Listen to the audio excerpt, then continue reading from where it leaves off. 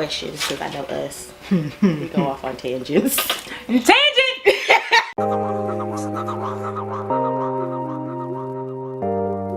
What up, Stamp Gang? This is Sade of Sade No Days Off, and I'm here with my dear sister friend. Hey! This is Andy. Hey! Hey! Where can they find you on the internets, friend? They can find me at Juanita's Bump and Curl. I'm sorry. If you know Martin. Do you remember the episode? Juanita's Bump and Curl. Okay. But no, seriously, you can find me at Andy's Vibes on the IG. Yes, we're starting a new segment called Couch Combos where I bring in guests. I'm starting, of course, with my sister friends because why not? I mean, Adi. Yeah. And you've seen Andy in the vlogs. You already know how ridiculous we are in general. So this is going to be great. We are going to be chatting about self-care because it's Sunday. It's Self Sunday. Both of us are really serious about the whole wellness piece. And we're also both nerdy and introverted, which means that self-care becomes that much more important. Vital. And how long have you been practicing self-care, like intentionally? So, right, I think intentional is the key word. Because as an introvert, I always, like since a child, have found myself seeking alone time. My mom said when I was younger, she would literally have to search the house for me because I would be in a corner with a book, just reading. Same. And she was like, literally, that's why I didn't have any other children. My mom said the same thing. She's like, I stopped after you because I knew like you were too good. Yeah, it's a gamble. At that point, it's a gamble. You have to know. You always end on a high note. Not that we're tooting our own horns, but like if you have a quiet child that sits in the corner, yeah, you stop right there because that next one, it's gonna be a hell raiser. Right. Like my mom was like, I just knew the next one was like if I had another one, they were gonna be the exact opposite. Exactly. I was like, yeah, you won the genetic lottery, like you did. So yeah, so really I think as a child I identified what I needed to recharge, which is alone time. So I would say intentionally seeking that, I would say probably since like 2012, 2013 is when I really started saying, you know what, I'm feeling away. Yeah. And I really need to take the time for myself to recharge, sit by myself, read, meditate, whatever that looks like for me. Like I would say 2012, 2013. Yeah, I'm the same. I've always been, and I guess because my mom is far more, I guess, of a hippie than my grandmother was. So it's like I got both parts. Like I would be meditating, practicing like Tai Chi on my own as a kid. I was so weird, like as a kid. Yeah.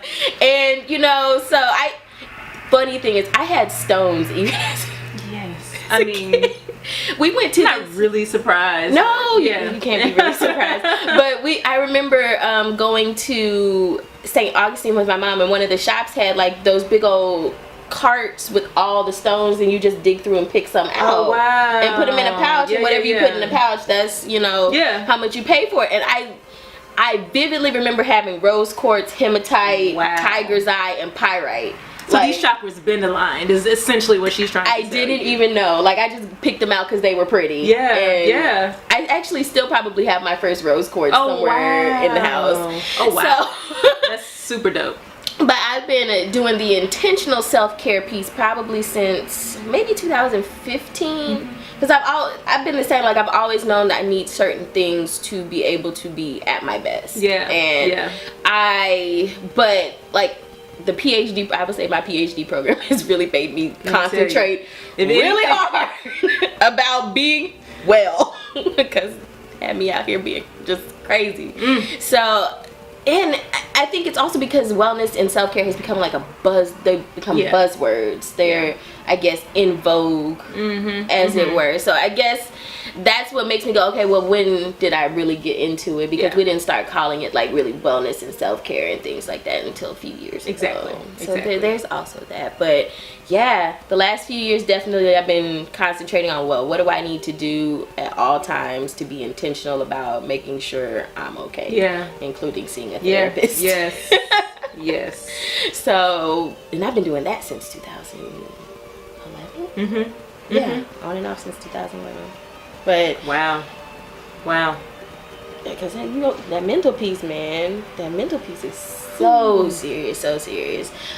So if you could give 2018 like a theme or a word for the year, what would yours be? Manifest. Because there have been ideas, there are things floating around, there are goals I have. This year is all about manifesting those things and working toward them, working toward better self, more abundance, you know, having more fun and adventures. And I I posted a video about some of my goals, and it's just like taking more risks and having more fun and just manifesting greatness all year long in me and others, just all of that. What would your theme for the year be? I have 3 words. Okay. Unstoppable, of course. Because why not? Why not? I'm extra, and I went to divinity school preaching. You always have to have 3. You gotta have the 3. You're not a good Baptist if you don't have your 3 points.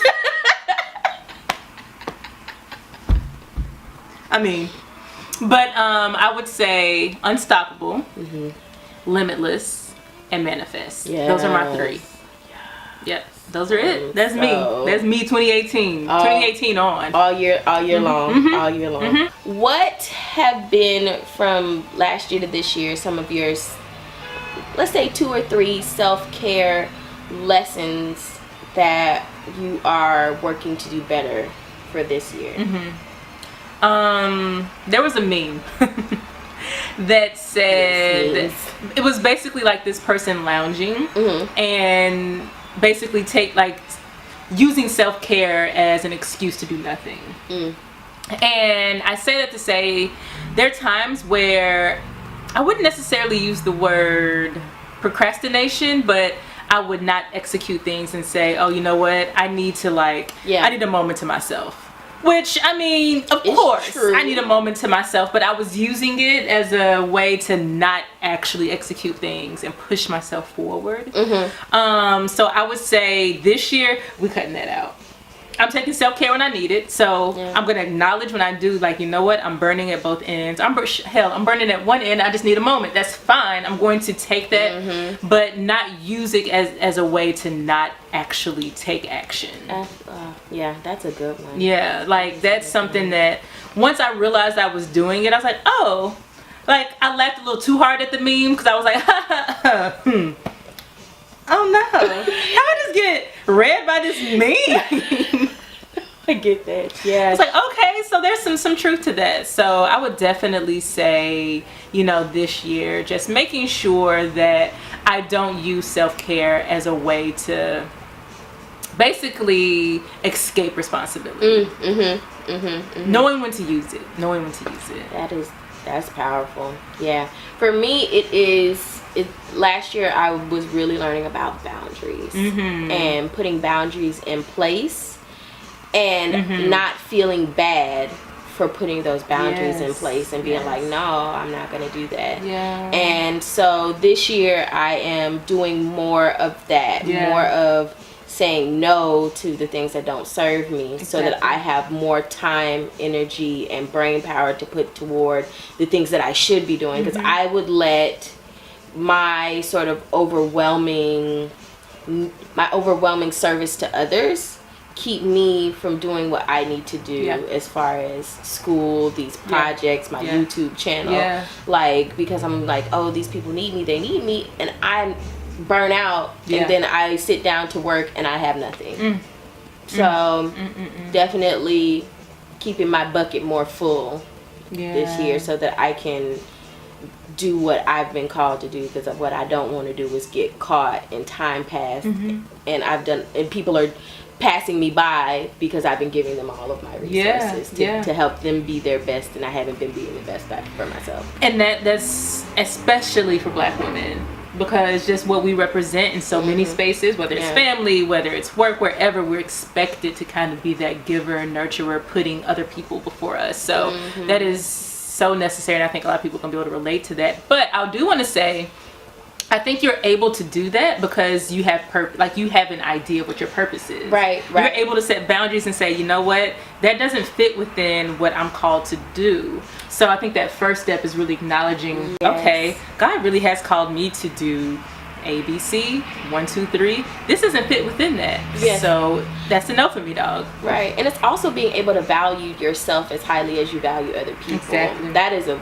really hard lesson to learn, especially if you're a person who is really sort of humble, kind of self-deprecating. I'm very self-deprecating. So it's hard to say, no, you know, it's okay to put my time and resources into myself, to invest in myself. And part of that has been the whole self-care piece. Like, I travel for self-care. Y'all already know. I'm gonna get but I do that not just to share all these experiences, but also because it helps me to take steps back, because there's usually so much going on here. Like when we went to Haiti, we disconnected for those good 3-4 days. Yeah, we did. And we did. It was glorious. It was everything I needed and more. Well, guys, I hope you have enjoyed our first couch conversation. Thank you so much, Andy. Thank you for having me. Yes, Andy's gonna be back. We're gonna be doing the good work, and maybe podcasting again. Maybe we'll put that back in the works, because we did do a podcast last year, and it was actually pretty funny. Like I listened to it, and I was just like, I would listen to us. Yeah, right. I mean. So let us know in the comments if you want to see some more or hear some more of us being just raggedy in general. But as always, friends, don't forget to like, comment, subscribe, tell a friend about the channel. See you in the next one. Bye.